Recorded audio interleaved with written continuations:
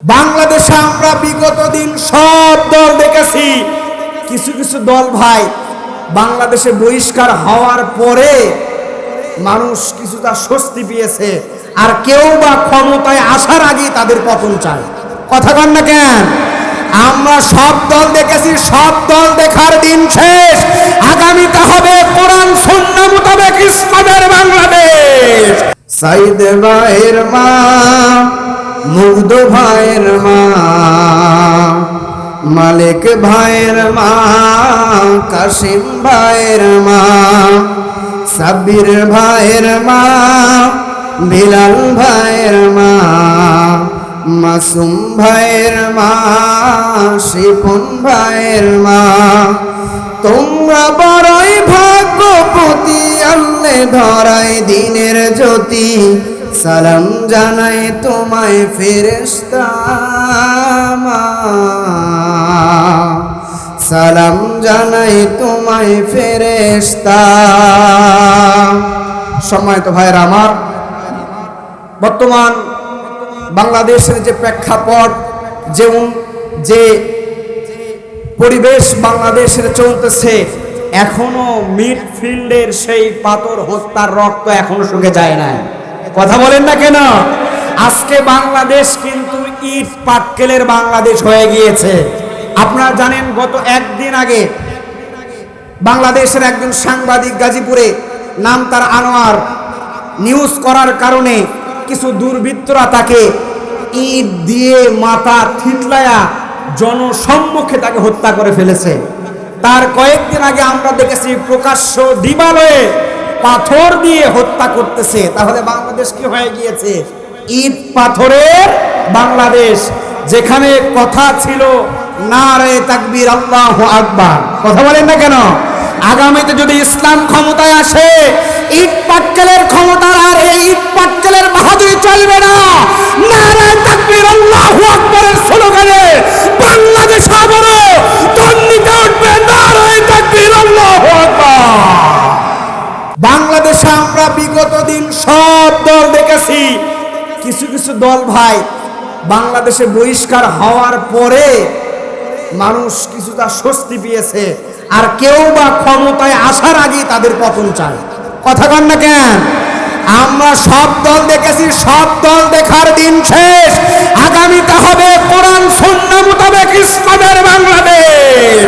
কোন জালেম বেঈমান যদি ইসলামের উপর আঘাত করার চেষ্টা করে, পিঠের চামড়া উপরে ফেলা হবে। আল্লাহ পাক রব্বুল আলামিন সূরাতুল মুলকের 2 নম্বর আয়াতের ভিতরে আল্লাহ পাক রব্বুল আলামিন কত সুন্দর করে জানিয়ে দেন, আল্লাযী খালাকাল মাউতা ওয়াল হায়াতা লিয়াবলুয়াকুম আইয়ুকুম আহসানু আমালা ওয়া হুয়াল আজিজুল গফুর।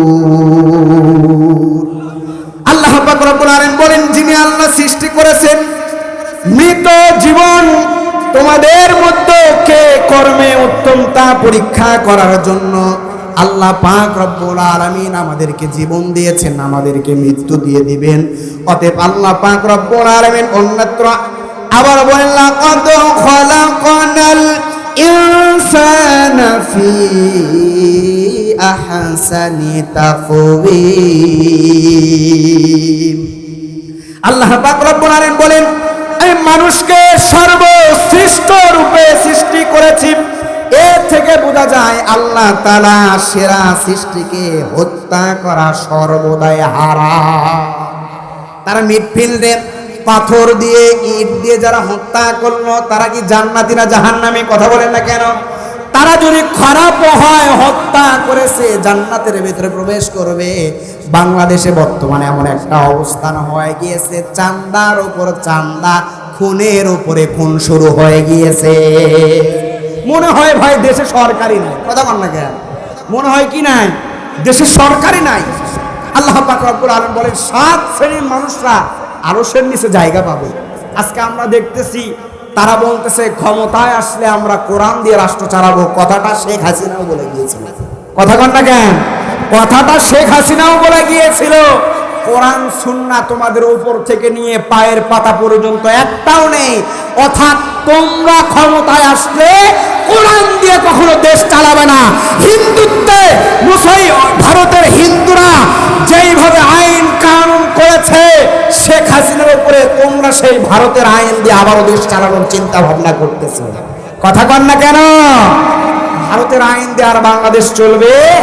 7 শ্রেণীর মানুষদেরকে আল্লাহ পাক রব্বুল আলামিন জান্নাত দিবেন। তার ভিতরে 1 নম্বর আল ইমামুল আদিল, ন্যায় পরায়ণ বাদশা। কি কথা বলেন না কেন? 7 শ্রেণীর মানুষদেরকে আল্লাহ পাক রব্বুল আলামিন আরশের নিচে কাল কিয়ামতের দিনে হাসরের ময়দানে 7 শ্রেণীর মানুষদেরকে আল্লাহ পাক রব্বুল আলামিন আরশের নিচে জায়গা দিবেন। তার ভিতরে 1 নম্বরে আল ইমামুল আদিল, ন্যায় পরায়ণ বাদশা।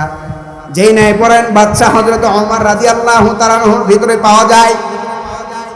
হযরত মুহাম্মদ রাসূলুল্লাহ সাল্লাল্লাহু আলাইহি ওয়াসাল্লাম যেইভাবে শাসন করেছেন, হযরত ওমর রাদিয়াল্লাহু তাআলা আনহু একইভাবে শাসন করতেন। হযরত ওমর রাদিয়াল্লাহু তাআলা এমন ভাবে শাসন করতেন, নিজের ছেলে যদি কোনো ভুল কাজ করত, নিজের ছেলেকেও তিনি কখনো ক্ষমা করতেন না। আর আজকে নেতার চেলা চামচারাও আজকে কোনো যদি হত্যা করে, খুন করে, দোষ করে, তারা মাফ পায়। কথা বলেন না কেন? এটা বাংলাদেশের আজকে মানে এমন একটা প্রেক্ষাপট হয়ে গিয়েছে, চামচারাও চামচা হত্যা করলে কি মাফ। সম্মানিত ভাইরা আমার, 7 শ্রেণীর মানুষদেরকে আল্লাহ পাক রব্বুল আলামিন আরশের নিচে জায়গা দিবেন। তার ভিতরে 1 নম্বরে ন্যায় পরায়ণ বাদশা, 2 নম্বর আল্লাহ পাক রব্বুল আলামিন বলেন ওই যুবক যার জীবন গড়ে উঠেছে তার রবের ইবাদতের মধ্যে। ওই যুবক যার জীবনটা গড়ে উঠেছে রবের ইবাদতের মাধ্যমে, যার নিজের জীবনটা সুন্নাহ মোতাবেক চালিয়েছে। আজকে আমাদের নিজের ঘরে অনেকের সন্তান আছে, ছেলে আছে, মেয়ে আছে, বিবি আছে, কিন্তু আমরা আজকে পর্দা করাই না। কথা বলেন না কেন? আজকে বিবির পর্দা নাই। আজকে আপনি বয়স্ক হয়ে গিয়েছেন, মুরব্বী হয়ে গিয়েছেন, আপনি আজকে মসজিদে আসেন, নামাজ পড়তে আসেন, নামাজ পড়েন, চলে যান, কিন্তু আপনার ঘরে, আপনার বাড়িতে যুবক একটা ছেলে আছে, তাকে কিন্তু আপনি নামাজের তাগিদ দেন না। নামাজের তাগিদের কথা বলা হয়েছে। সন্তানের যখন প্রাপ্ত বয়স হয়ে যাবে, প্রয়োজনে সন্তানকে শাসন করার কথা বলা হয়েছে। শাসন করে অন্তত হলেও আপনার সন্তানকে মসজিদে নিয়ে যাওয়া দরকার। কথা বলেন না কেন চাচা? আজকে চাচা চাচিদেরকে বোরকা পরায় বাড়িতে, 20 বছরের তাজা যুবতী আমার বোন আছে, তাদেরকে বোরকার জন্য একবারও কিন্তু বলে না।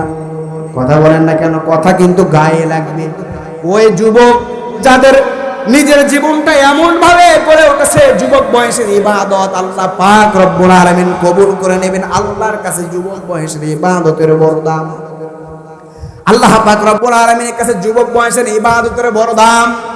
আজকে আমরা মুরব্বি হয়ে গিয়েছি, ফজরের সময় দেখা যায় মসজিদে মুয়াজ্জিন আযান দেয়। মুয়াজ্জিন যখন আযান দেয়, দেখবেন আপনি একা একা হেঁটে নামাজ পড়তে আসেন, কিন্তু আপনার ছেলে রাতে 12টা পর্যন্ত, 1টা পর্যন্ত মোবাইলে ইন্টারনেট ঘেটে ঘেটে ঘুমায় যায়। আপনি ফজরের সময় যদি আপনি 10 দিন আপনার ছেলেকে টেনে হিঁচড়ে শাসন করে আপনার ছেলেকে যদি আপনি মসজিদে নিয়ে যেতে পারেন, আপনার সন্তান এই সমস্ত ইন্টারনেট পর্নোগ্রাফির আসক্ত থেকে তারা মুক্ত পেতে পারে।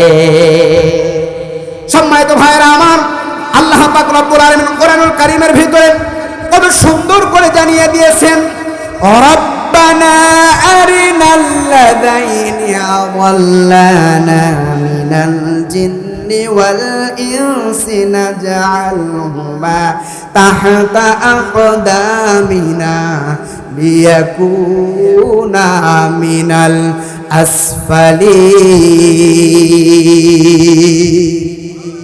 ওই যে বাড়িতে আপনি যুবককে, আপনার সন্তানকে ইবাদতের জন্য মসজিদে যাওয়ার জন্য আপনি বললেন না, কাল কিয়ামতের দিন হাসরের ময়দানে আল্লাহকে ডেকে ডেকে বলবে, ওই বাবারে ডাকো, ওই মারে ডাকো, তাদেরকে পায়ের তলায় রেখে আমরা জাহান্নামে যেতে চাই। সম্মানিত ভাইরা আমার, তাহলে 3 নাম্বার, এমন নামাজি ব্যক্তি যার অন্তর মসজিদগুলোর সাথে লটকানো থাকে এবং মসজিদ থেকে বের হয়ে আসার সঙ্গে সঙ্গে আবার কখন মসজিদের ভেতরে প্রবেশ করবে, এমন ব্যক্তিকে আল্লাহ পাক রব্বুল আলামিন কিয়ামতের দিন আরশের নিচে জায়গা দিয়ে দিবেন। 4 নম্বরে, এমন দু ব্যক্তি যারা পরস্পরকে ভালোবাসে, শুধুমাত্র আল্লাহর ওয়াস্তে তারা একত্রিত হয় আল্লাহর জন্য, আবার পৃথক হয়ে যায় আল্লাহর জন্য। 5 নম্বরে, যে ব্যক্তি যাকে উচ্চ বংশীয় কোন রূপসী কোন সুন্দরী রমণী তার সাথে মিলিত হওয়ার জন্য আহ্বান করে, কিন্তু সে এটা বলে প্রত্যাখ্যান করে আমি আল্লাহকে ভয় করি, তার সঙ্গে মিলিত হয় না, আল্লাহ পাক রব্বুল আলামিন বলছেন ওই ব্যক্তি কিয়ামতের দিন আরশের নিচে জায়গা পাবে। 6 নম্বরে বলা হয়েছে, যে ব্যক্তি এমন গোপনে দান করে, তার ডান হাতটা খরচ করে বাম হাত জানে না, এমন ব্যক্তি আরশের নিচে জায়গা পাবেন। 7 নম্বরে, যে ব্যক্তি একান্ত নির্জনে আল্লাহর স্মরণে চোখের অশ্রু প্রবাহিত হয়, ওই ব্যক্তিকে আল্লাহ পাক রব্বুল আলামিন কিয়ামতের দিন জান্নাত দিয়ে দিবে। আল্লাহ পাক রব্বুল আলামিন যেন এই 7 শ্রেণীর, যে 7 শ্রেণীর মানুষদেরকে আল্লাহ পাক রব্বুল আলামিন আরশের নিচে জায়গা দেবেন, এই 7 শ্রেণীর ভিতরে আল্লাহ পাক রব্বুল আলামিন যেন আমাদেরকে থাকার তৌফিক দেয় বলে আমিন। ওয়া আখিরু দাওয়ানা আলহামদুলিল্লাহি রাব্বিল আলামিন। আসসালামু আলাইকুম ওয়া রাহমাতুল্লাহ।